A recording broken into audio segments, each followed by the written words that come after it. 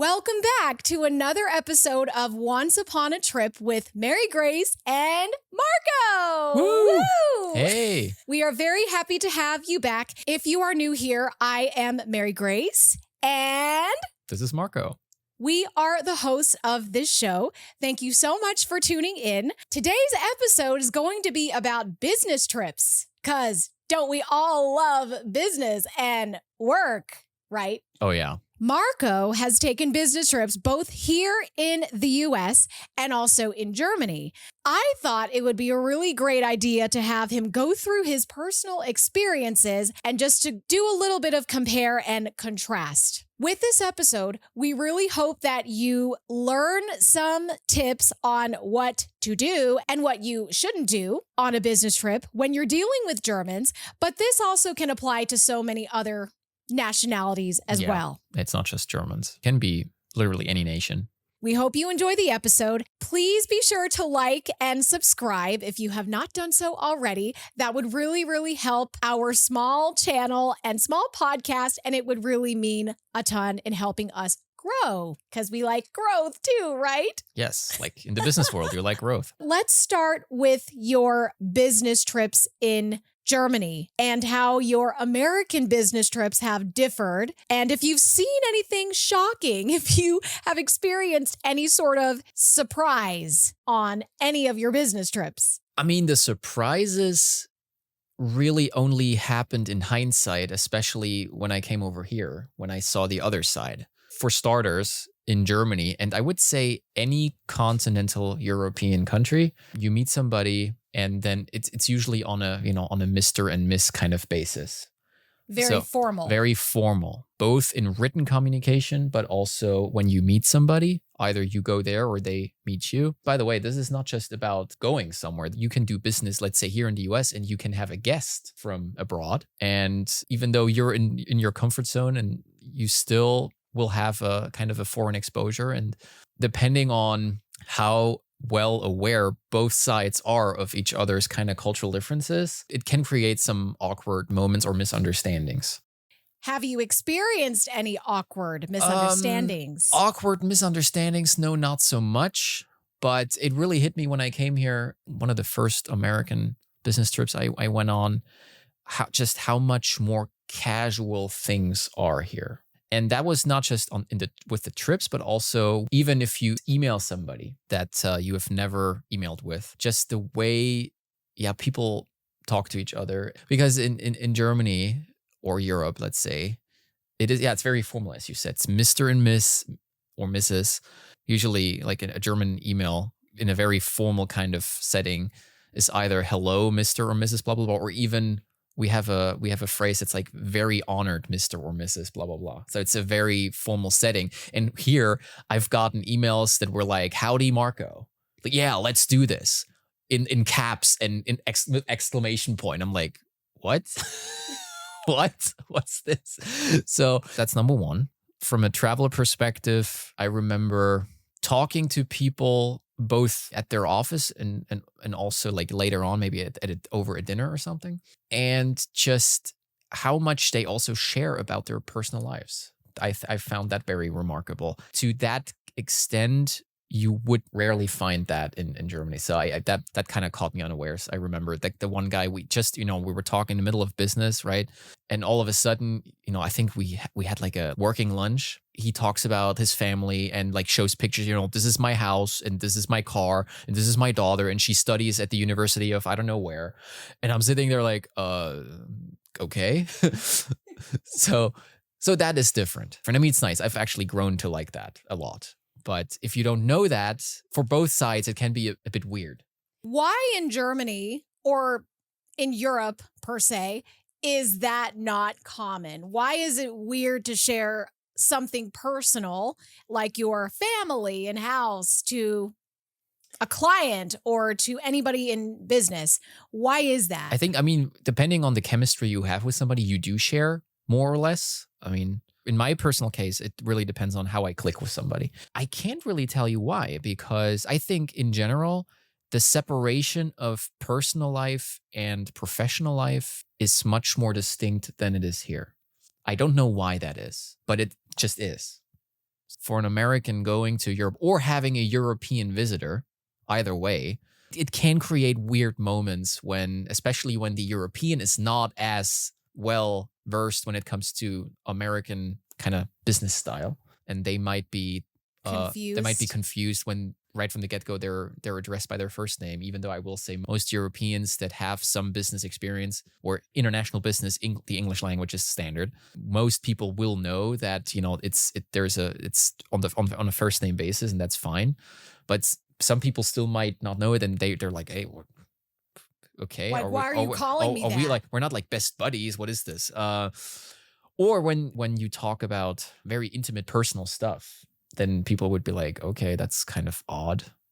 So yeah, so it's innocent things. It's usually not things. I've never experienced anything that was just totally weird. And again, since we were also talking about other cultures, I mean, I've never been to India or China, but I've had Indian and Chinese visitors. And there are certain things. For example, with the Chinese, they are obsessed with business cards. It's like almost a ceremony, them giving you the business cards, and then you have to look at it and like, yeah, awesome. You shouldn't like put it in your back pocket because that basically is disrespectful. That basically means, yeah, your company's ass. Don't do that. With Indians, sometimes they have a hard time maybe admitting that they didn't understand something, and you have to, in a very subtle way, you have to basically, hey, repeat it back to me to really know if they understood what you were saying to them, because they will just say yes, no problem, even when they have no clue. That can happen. Those are the kind of innocent things.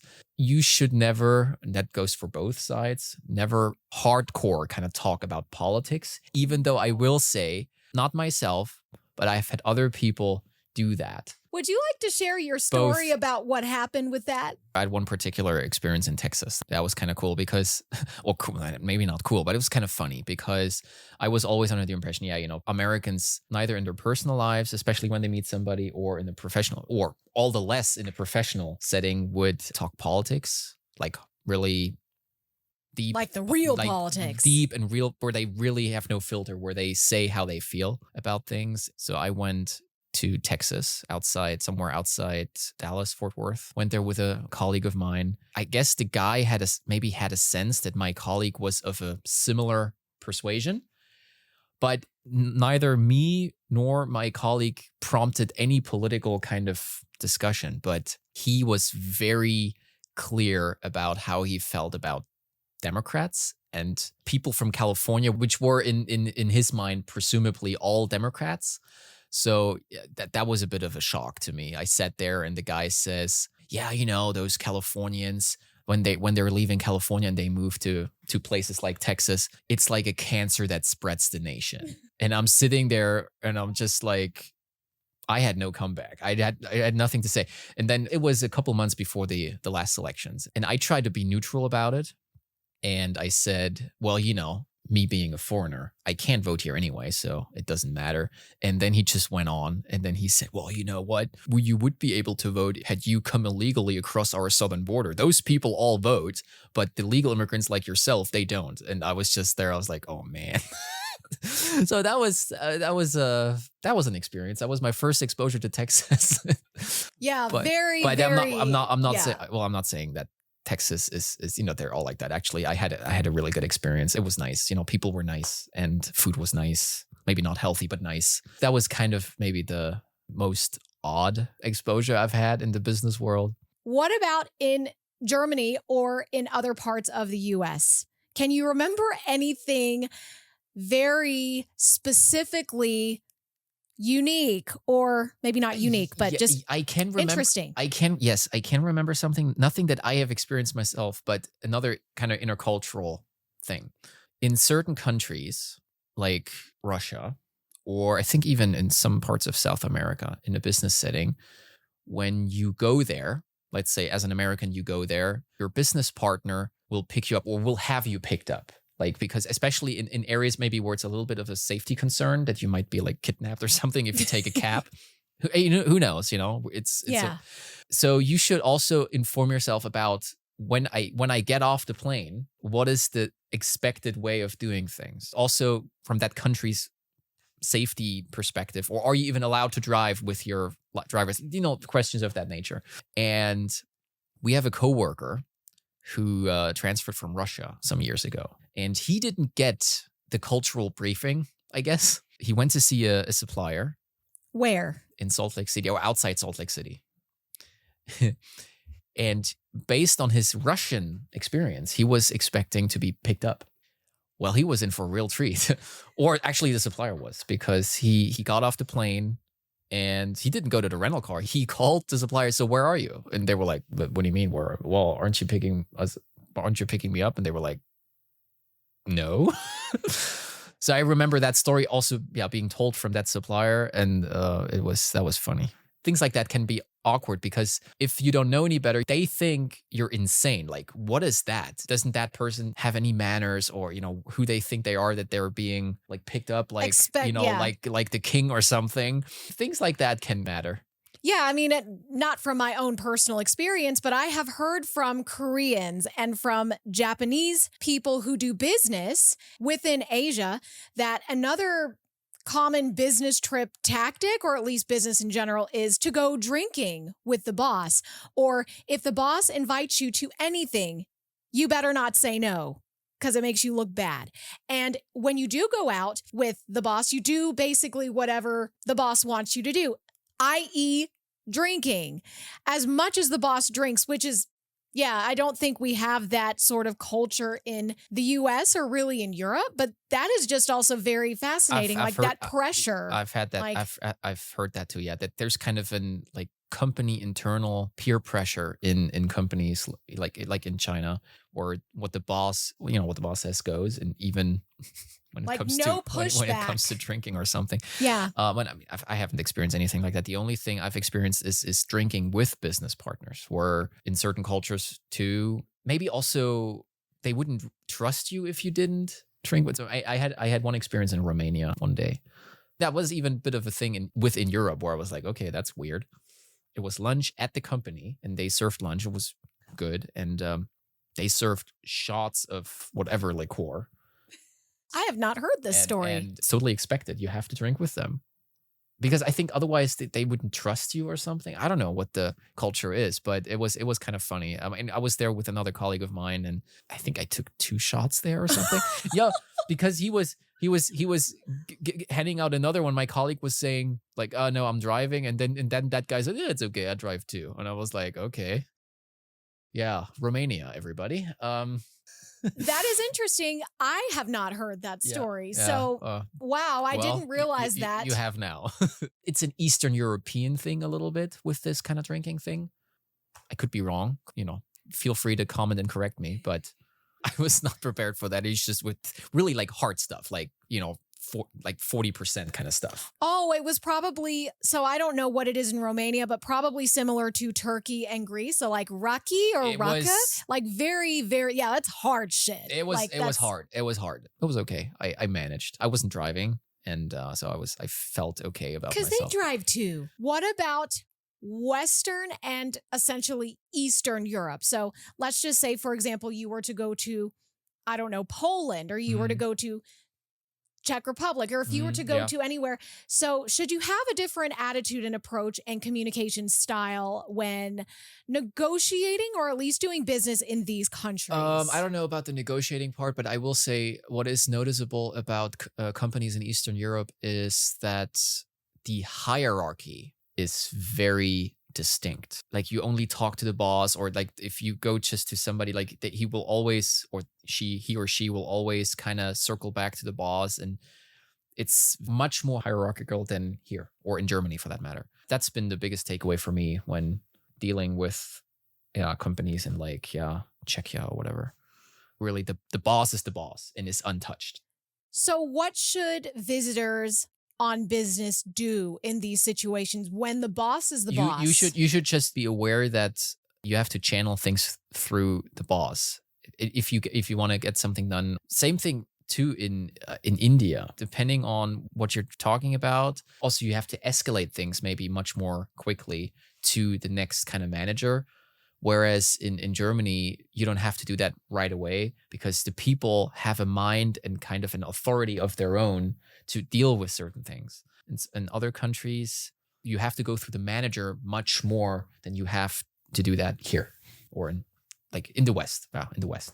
That's very helpful to Yeah. know. I would think that there would be some sort of difference like that. Like the attitude is naturally a little bit colder, and it is Yeah. helpful to know that if you do business or if you pursue any business trip in countries basically east of Germany in that case. Now, another thing that I think others wonder about when traveling within Europe and on business is, should people learn basics of the local language for business, or is sticking to English considered standard? I mean, is it rude if people don't learn any words at all of the native language while traveling on business? Because we don't want to be ignorant. We want to be polite. We want to show that we are culturally informed. But how does it work in business? Or how Well, would you think it works?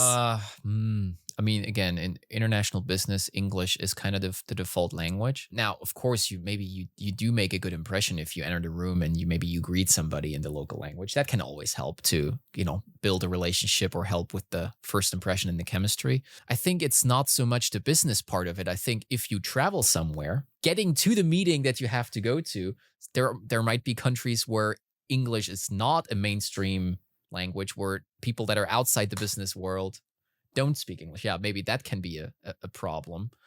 But I think from a business perspective, maybe it's flattering to speak a couple words. Learning a few words of the local language is always helpful, whether it is personal or business. It's just respectful.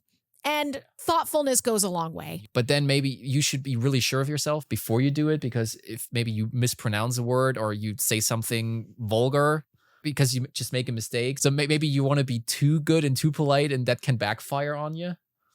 Have you heard or experienced this? Or not you, but have you witnessed this happening? I have not witnessed it happening. I know that there are differences between European and Latin American Spanish.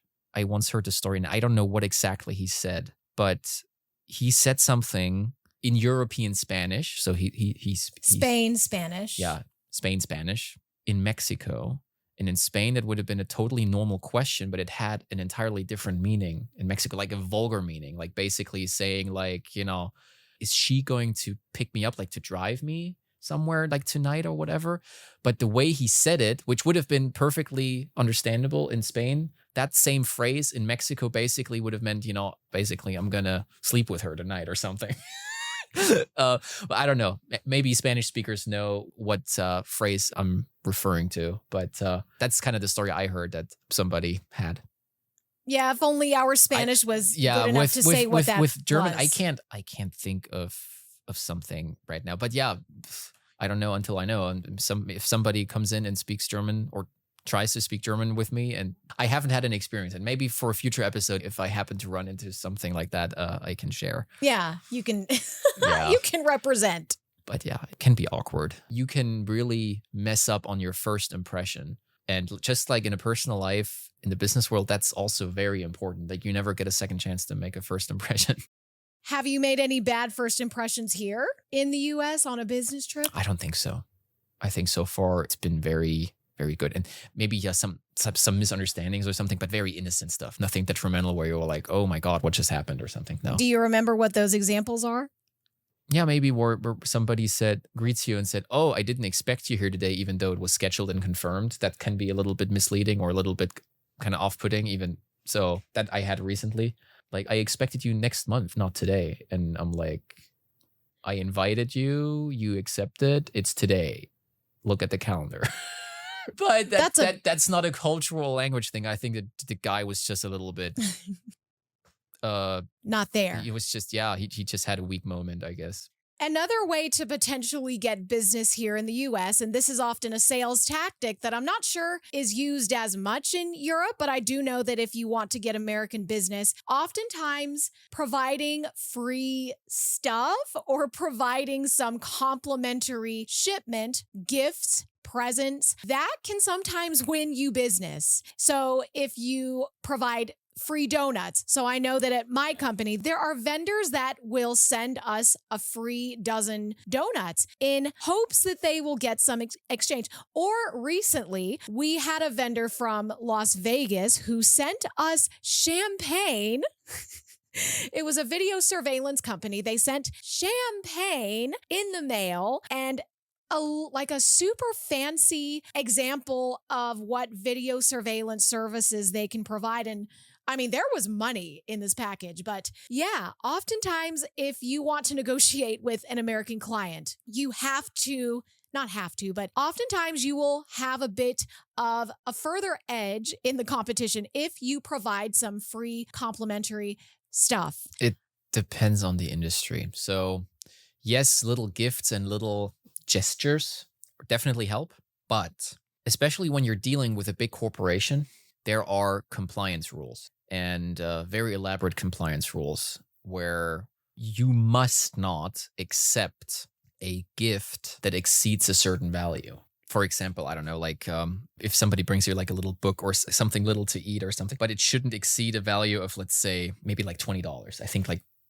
that. Is this in Germany or is this in both? That you can find that in big corporations worldwide, global companies. You could be accused of being compromised, of being bribed. If you have to award business, if you have multiple candidates to award business to, that can be considered, hey, you were bribed, you were not being objective, you were doing this for your own personal gain, and then you can get fired. But yes, people still try to do that. I've heard stories. I mean, I've never been, but I've heard stories in China, for example, in like big business meetings, that there are even envelopes with cash in it, that they're trying to bribe you, that they're downright trying to bribe you. I will say though, like little things, donuts or any kind of company merch, or maybe like a little book to write in or something, that is fine. But with the gifts, you're dealing with a big corporation. You have to be careful accepting those.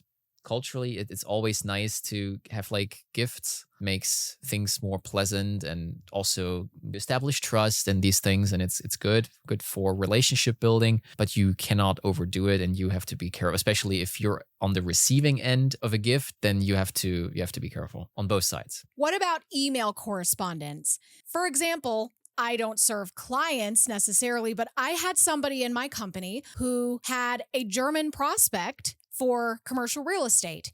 And I didn't have to really respond to this guy, but I was just thinking about the agent in my company. How is this guy supposed to respond to this potential German client who is interested in property? So, I mean, is there a certain way that via email you should address Europeans or Germans? Like, should you say, dear blah, blah, blah, or should you say to whom it may concern blah, blah, blah, or should you say hello, or should you not say hello? Is that too informal? No, hello is okay. I think hello is okay. I mean, I sometimes also do that. It really depends on kind of also what I want, kind of. I am the client usually. I work with suppliers, so I am the customer.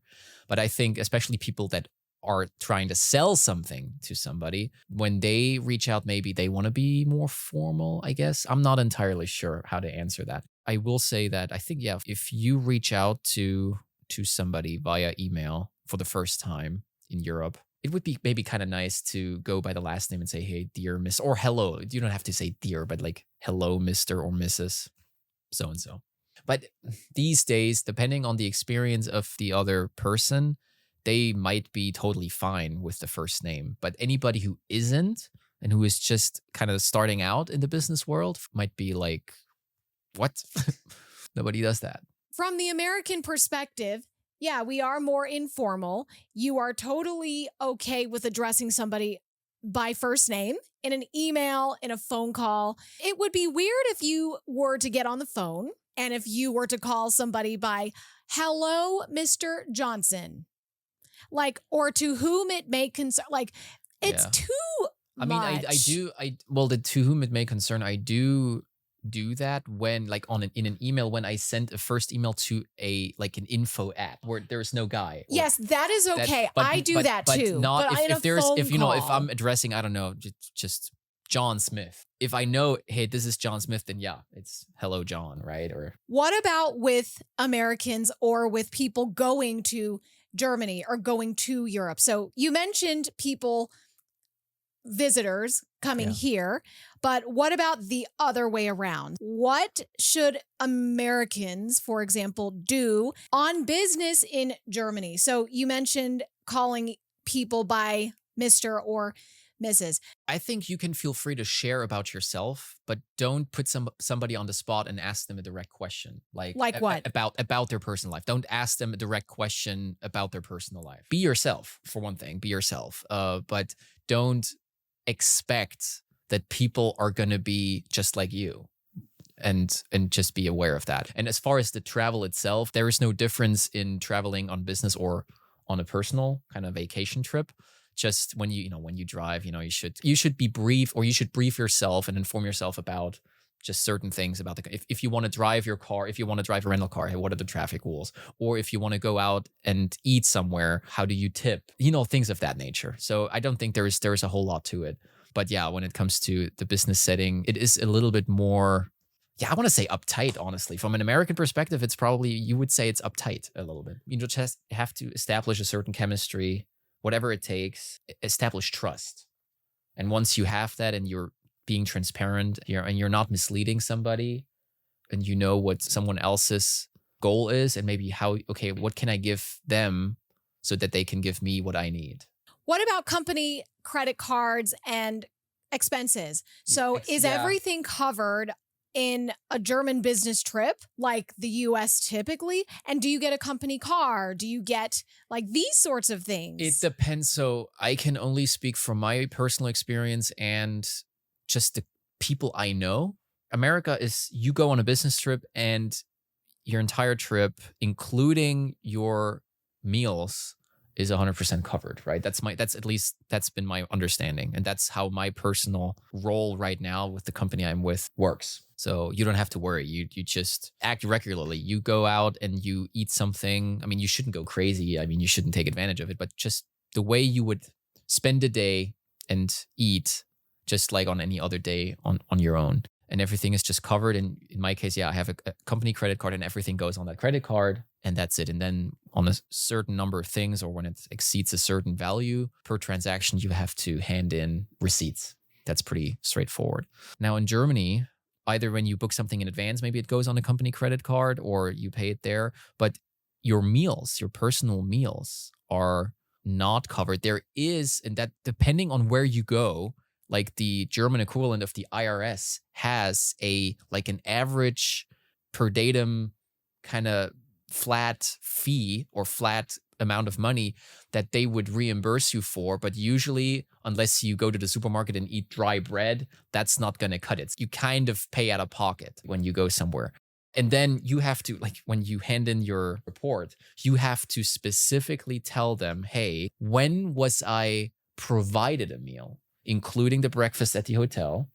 Or if a business partner invited you to dinner or something, then they deduct that and then you get less money. And with the times, it's such a science. And in America, it's really straightforward. It's so much easier. And the biggest thing too is hotel. When you check out of a hotel, the hotel bill in Germany, and both companies I have worked for so far, where I think so by that, I feel like it's a general accounting constraint in Germany. They are absolutely religious about the address in the hotel bill. It has to specifically lay out the exactly correct company address. Otherwise, in German accounting, they have to reject the invoice, or I don't know what the reason is. Maybe they can't get the tax back or whatever. Whereas here, it does not matter. It's like, as long as the bill kind of shows, so this was pertaining to that one business trip, I'm good. I've had bills where there was no address on it at all, or just my name, or maybe even misspelled, or the company, or also with typos and misspelled, and nobody cared. In Germany, people, like the accountants, lose it over it. They're like, no, there's a typo here. We're not in, I don't know, the zip code is wrong or something. Like there's like a typo in the zip code or something. we cannot accept that bill. And then I've seen this when I had like German colleagues from Germany over, and they were at a hotel checking out, and the American receptionist, like front desk person, didn't even know what the problem was. They were like, yeah, this has to be this exact address has to be on the bill. And they were like, what? And here it doesn't matter. So yeah, accounting wise, that's trivia. Yeah. Another thing too is when you have a business dinner at the expense of one of the companies that, you have another business partner, and one of them is paying. Usually the sales person is paying for it on their company's dime. And that happens on both sides of the pond. But the thing is, for those people later on handing in the receipt at their company, not only do they have to hand in just the receipt of that restaurant, but there's a second receipt that tells like, yeah, this was a business dinner and number of people or something like that. It's like from that kind of process perspective, it's just so cumbersome. And here it's just straightforward. I mean, there's a receipt. Yeah, we had dinner and that's it. I remember we had somebody from Germany over and invited us for dinner. Here in the US? Here in the US, yeah. Came over here, invited. I think it may have been an internal meeting even. Same deal. Doesn't matter if it's internal or external. And we had to go back to that restaurant and get another like receipt so that the German people over there could process it. It was weird. Just weird. Germany is weird. And I say it here, when it comes to those kinds of things, Germany is so ridiculously inefficient and just unnecessarily complicated. Germany should change that now. Like right now. We have a new government now. What are some of the biggest lessons that you have learned from your business trips and your business experience in both countries? Honesty is the best policy. Don't mislead anybody. I always try to treat people the way I want to be treated, but that goes for both my personal and my professional life. Read the room. When you go somewhere, you just, you can't prepare for everything. You have to observe and trust your judgment. Play it by ear. Find the chemistry. Read the room and see, okay, what's the dynamic, and trust your gut. You just have to be very cognizant of your environment. And that goes for both. Yeah. If you've had any specific business experiences or business trips here in the US, or if you've gone abroad to another country, if you've gone to Germany, if you've gone to Europe, if you've gone to China, if you've gone anywhere where you have a specific special experience that you would like to share, please feel free to comment that below, or feel free to let us know. Or correct me if your experience has been different than mine. I think there were so many things that I learned and that Marco had not told me before we hit record. There was no occasion. We really hope that you enjoyed and that you learned something new today. We thank you so much for tuning in. We will see you next time. See you next time.